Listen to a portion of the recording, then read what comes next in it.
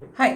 ഷിംജിതയ്ക്ക് അങ്ങനെ ജാമ്യം നിഷേധിച്ചുകൊണ്ട് കോടതി ഉത്തരവായിട്ടുണ്ട്. നല്ല കാര്യം.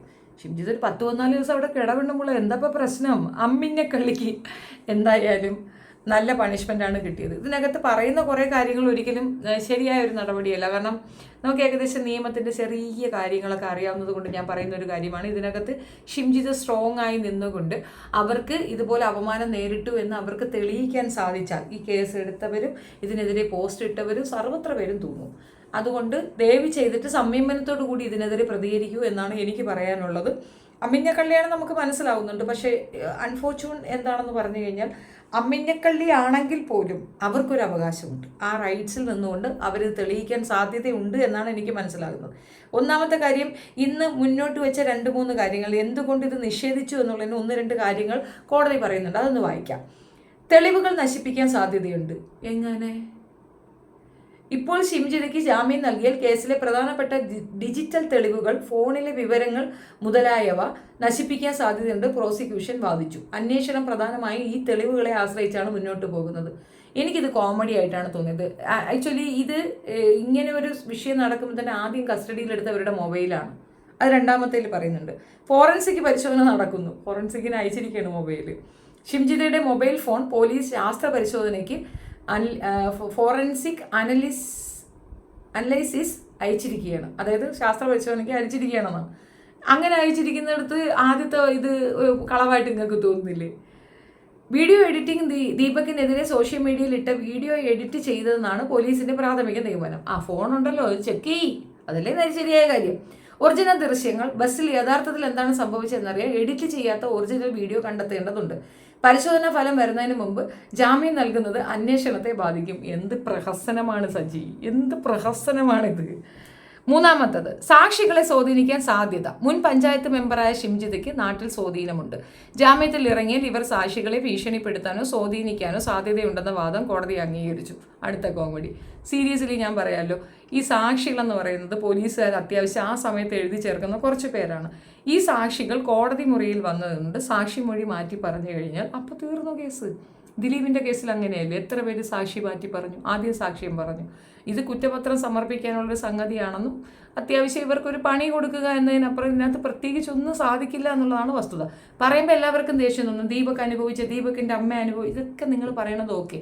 പക്ഷേ ഈ പറയുന്ന പെൺകുട്ടി അവരുടെ കാര്യത്തിൽ ഉറച്ചു നിൽക്കുകയാണെങ്കിൽ പണി കിട്ടും. ഞാൻ വിശ്വസിക്കുന്നില്ല എന്നുള്ളത് വസ്തുത. അമ്മിഞ്ഞ കളി നുണ പറയുകയാണെന്നുള്ളത് പൂർണ്ണ ബോധ്യമാണ്.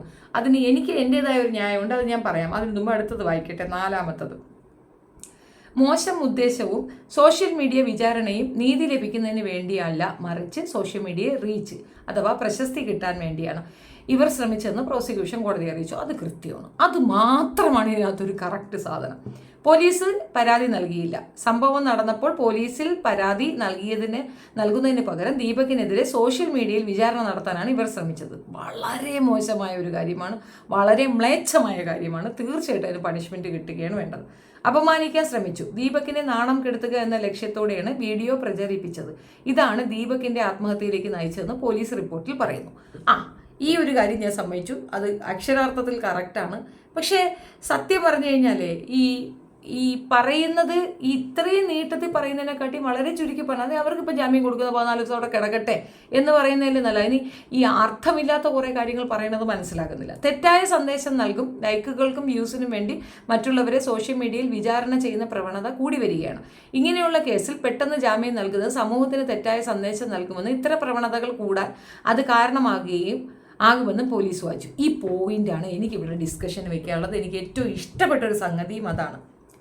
നമ്മളൊരു വ്യക്തിക്കെതിരെ ഏതെങ്കിലും രീതിയിൽ സോഷ്യൽ മീഡിയയിൽ കൂടെ മോശപ്പെട്ട പരാമർശങ്ങൾ നടത്തിയാൽ കൃത്യമായ എവിഡൻസ് ഇല്ലാതെ, കാര്യം മനസ്സിലാക്കാതെ, തെളിവ് വെക്കാൻ സാധിക്കാത്ത ഒരാൾക്കെതിരെ മോശം അലിഗേഷൻ നടത്തി അറസ്റ്റ് ചെയ്യണമെന്നാണ് എനിക്ക് പറയാനുള്ളത്. ഇതിപ്പം ഇവിടെ കിടക്കുന്ന ഫീമെയിൽ വാർ നിങ്ങൾ കാണുന്നുണ്ടല്ലോ. ഇതിനകത്ത് അങ്ങോട്ട് ദോശവട എന്ന് പറഞ്ഞിട്ട് വിളിച്ചു പറയുന്നു. തന്തയുണ്ടോ, DNA ഉണ്ടോ, അതുണ്ടോ ഇതുണ്ടോ എന്നൊക്കെ ചോദിക്കുന്നുണ്ട്. ഇതൊരു വല്ലാത്തൊരു രീതിയിലുള്ള ഒരു ടേമിലേക്ക് പോകുന്ന ഒരു സീൻ ഞാൻ കാണുന്നുണ്ട്. ഈ ഷിംജിതയ്ക്ക് സംഭവിച്ചത് തന്നെ ഇത്തരക്കാർക്കെതിരെ നടത്തുക എന്നുള്ളത് അനിവാര്യമായ കാര്യമാണ്. ഇപ്പം റീസെൻ്റ്ലി ഞാൻ പറയാമല്ലോ, കുറേ പേരുണ്ട്, അവളുടെ വീഡിയോ ഉണ്ട്, അവളുടെ മോർഫ് ചെയ്ത ചിത്രമുണ്ട്, അതുണ്ട് ഇതുണ്ട്. ഇത് ഏറ്റവും വലിയ ക്രൈമാണ്. ഒരു വ്യക്തി ഇപ്പം എനിക്കെതിരെ തന്നെ നിങ്ങൾക്ക് കേൾക്കാം, തട്ടിപ്പുകാരിയാണ്, ഇത്ര പൈസ കട്ടു, ഒരു FIR നമ്പർ പോലും ഇല്ലാതെയാണ് ഇത് ചെയ്യുന്നത്. ഈ പറയുന്ന സീരിയസ് ഒഫൻസ് വെച്ചിട്ട്, അതായത് ഈ ഒരു ഷിംജിതയ്ക്ക് കൊടുത്ത അതേ കേസ് വെച്ചിട്ട് ഇത്തരക്കാരെ ഒരെണ്ണത്തിനെങ്കിലും പിടിച്ച് അകത്തിടാൻ പറ്റിയാൽ ഇനി മേൽക്കൊണ്ട് ഇത്തരം വൃത്തികേടുകൾ വിളിച്ചു പറയത്തില്ല, തെളിവില്ലാതെ. ഇപ്പം നമുക്ക് ഒരാൾക്കെതിരെ FIR, ഇപ്പം നമ്മൾ ഏതെങ്കിലും ഒരു ചാനലിലേക്ക് നമ്മളൊരു ന്യൂസ് വിളിച്ച് പറഞ്ഞു എന്ന് വയ്ക്കാം, അവരത് ആഡ് ചെയ്യില്ല അൺടിൽ അവർക്കൊരു FIR കിട്ടണം, എന്നാൽ മാത്രമേ അവർ പബ്ലിഷ് ചെയ്യുള്ളൂ, അല്ലാതെ പബ്ലിഷ് ചെയ്യത്തില്ല. അപ്പോൾ സോഷ്യൽ മീഡിയ എന്ന ഈ ഒരു പ്രതലം ഉപയോഗിക്കുന്നത് മറ്റുള്ളവരെ ഇകഴ്ത്താനും നശിപ്പിക്കാനുമാണെങ്കിൽ അതിന് 100% പണിഷ്മെൻറ്റ് അനിവാര്യമായ കാര്യമാണ്. തെളിവ് വേണം. ക്രൈം ഉണ്ടോ? തട്ടിപ്പുകാരിയായ ഒരാളെ ഞാൻ പബ്ലിഷ് ചെയ്തിരുന്നു, അതിൻ്റെ റീസൺ അവർ തട്ടിപ്പുകാരിയാണ്, ന്യൂസ് നടക്കുകയാണ്, ഇഷ്ടംപോലെ ന്യൂസുകൾ കിടക്കുകയാണ് സോഷ്യൽ മീഡിയയിൽ. തട്ടിപ്പുകാരി 9.5 കോടി രൂപ തട്ടിപ്പ് നടത്തിയ ഒരു വിസ തട്ടിപ്പുകാരിയെ പറ്റി ഞാൻ പറയുന്നുണ്ട്. എൻ്റെ കയ്യിൽ തെളിവുണ്ട്, FIRകളുണ്ട്.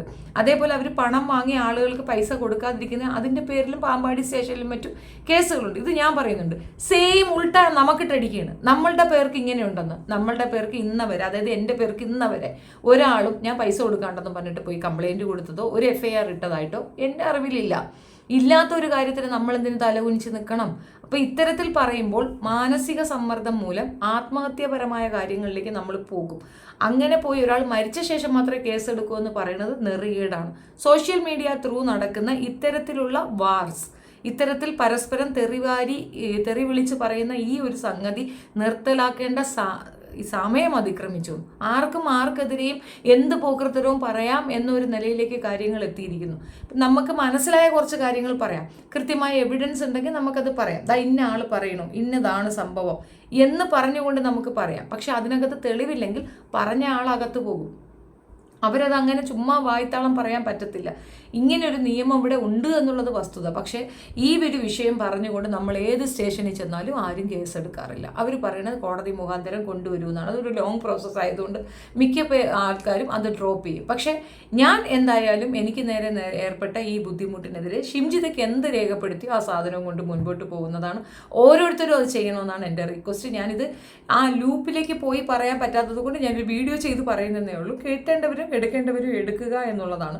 വളരെ മ്ലേച്ഛമായ, വളരെ മോശമായ കാര്യങ്ങളാണ് പബ്ലിക്കിൽ കിടന്ന് പറയുന്നത്, അങ്ങോട്ടും ഇങ്ങോട്ടും രണ്ട് കൂട്ടരും പറയുന്നത്. അപ്പം ഇതിൽ നമുക്ക് നേരിട്ട ബുദ്ധിമുട്ടുകൾ, ഇപ്പം എൻ്റെ കുഞ്ഞിൻ്റെ ഫോട്ടോയൊക്കെ വെച്ചിട്ടാണ് പല രീതിയിലുള്ള അലിഗേഷൻസ് പറഞ്ഞിട്ടുള്ളത്. തെളിവില്ല, എന്തെങ്കിലും തോന്നിവാസങ്ങളങ്ങ് പറയുകയാണ്. കുട്ടികളുടെ ഫോട്ടോ ഉൾപ്പെടെ വെച്ചിട്ടാണ് ഇങ്ങനെയുള്ള സ്ത്രീകളെ ഇപ്പം 5 വർഷത്തോളമായി ഈ വായ്ത്താളം പറയുന്നു, സ്റ്റിൽ നൗ പറയുന്നുണ്ടെങ്കിൽ അവർക്കെതിരെ കർശനമായ നടപടി എടുക്കുകയും അറസ്റ്റ് ചെയ്ത് ജയിലിലടക്കുകയാണ് വേണ്ട ഷിംജിതയെ പോലെ എന്നുള്ളതാണ്. ഇത്തരത്തിൽ സോഷ്യൽ മീഡിയയിൽ അല്പം റീച്ചിനും അല്പം ലൈക്കിനും വേണ്ടിയിട്ട് മാത്രം കാണിക്കുന്ന ഈ പോക്രിത്തരം നിർത്തലാക്കാൻ ഗവൺമെൻറ് ഇനിഷ്യേറ്റീവ് എടുക്കുകയും ഈ പോലീസുകാർ ഈ കേസ് സ്റ്റേഷൻ മൂലം തന്നെ FIR ഇടുകയും ചെയ്യാത്ത പക്ഷം ഇനിയും ഒരുപാട് ആത്മഹത്യകൾ നമുക്ക് കാണാൻ സാധിക്കും. ഈ മുലക്കള്ളി എന്ന് പറയുന്ന ഈ സ്ത്രീ പച്ച നുണയാണ് പറഞ്ഞിട്ടുള്ളത്.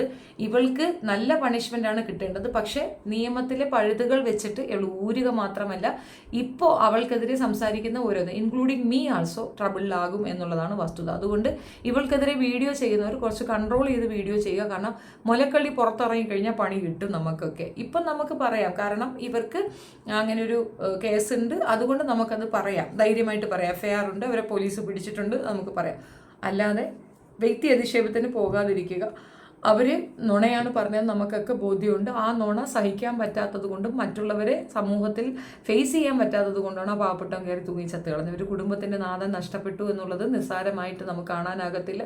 തീർച്ചയായിട്ടും അതിനെതിരെ കമ്പൾസറി ആയിട്ടുള്ള ആക്ഷൻസ് വേണമെന്ന് തന്നെയാണ് എൻ്റെ അഭിപ്രായം. പക്ഷേ ഒരു കാര്യമുണ്ട്, ഇത്തരത്തിൽ ഒരു സംഗതി നടക്കുമ്പോൾ പോലും അതിനെതിരെ ശക്തമായ നിയമങ്ങൾ ഇവിടെ എക്സിസ്റ്റ് ചെയ്തിട്ട് പോലും നിയമം നോക്കുകുത്തിയായി നിൽക്കുന്ന ഒരു സാഹചര്യം എൻ്റെ ലൈഫിൽ പോലും ഉണ്ട് എന്നാണ് ഞാൻ പറഞ്ഞതിൻ്റെ അർത്ഥം. നിങ്ങളുടെ അഭിപ്രായം കമൻറ്റിൽ പറയുക.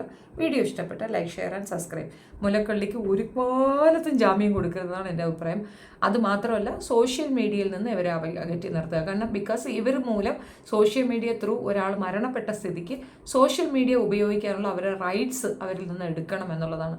എനിക്കറിയില്ല അത് ഭരണഘടനാപരമായിട്ട് സംഭവിക്കുന്ന കാര്യമാണോ അല്ലയോ എന്ന് അറിയത്തില്ല. പക്ഷേ ഇങ്ങനെ ഒരു ക്ലൗസ് അതിനകത്ത് ആഡ് ചെയ്യുന്നത് നല്ലതായിരിക്കുമെന്നാണ് എൻ്റെ ഒരു അഭിപ്രായം. ഇനി ഒരാൾ ഇതുപോലൊരു പോക്കൃത്തരം പറയാൻ വരരുത്. ഒരാൾ നമ്മൾ മൂലം മറ്റൊരാൾ, അതും സുപ്രധാനമായിട്ടും പറയേണ്ട ഒരു കാര്യം, നമ്മൾ പർപ്പസ്ലി അയാളെ കൊന്നു എന്നുള്ളതാണ്. ഈ പെണ്ണ് തന്നെയാണ് ആ ദീപകിനെ കൊന്നത്. അതിനകത്ത് വേറെ ആരുമില്ല. അവരെ ഇനി എത്ര ഫെമിനിസ്റ്റുകൾ വന്നിരുന്ന് വെളുപ്പിച്ച് കൊണ്ടുവന്നാലും സംഭവം അത് തന്നെയാണ്. അപ്പോൾ അതിന് കൃത്യമായ പണിഷ്മെൻ്റാണ് കിട്ടേണ്ടത്. ഷിംജിതയ്ക്ക് 14 ദിവസമെങ്കിലും അതിനകത്ത് കിടക്കാനുള്ള അവസരം ഉണ്ടാക്കി കൊടുക്കുക.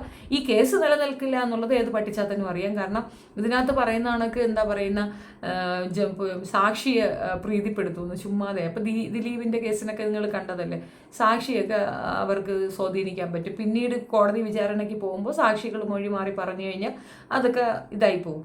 മറിച്ച് അവിടെയുള്ള സാക്ഷികൾ ഷിംജിതയ്ക്ക് ഇത് ഏർപ്പെട്ടു എന്ന് പറഞ്ഞു കഴിഞ്ഞാൽ ഈ പ്രശ്നത്തിൽ ഈ പോലീസുകാർ പ്രതിയാവും എന്നുള്ളതാണ് എനിക്ക് മനസ്സിലായ കാര്യം. തെറ്റുണ്ടെങ്കിൽ തിരുത്താം. നന്ദി.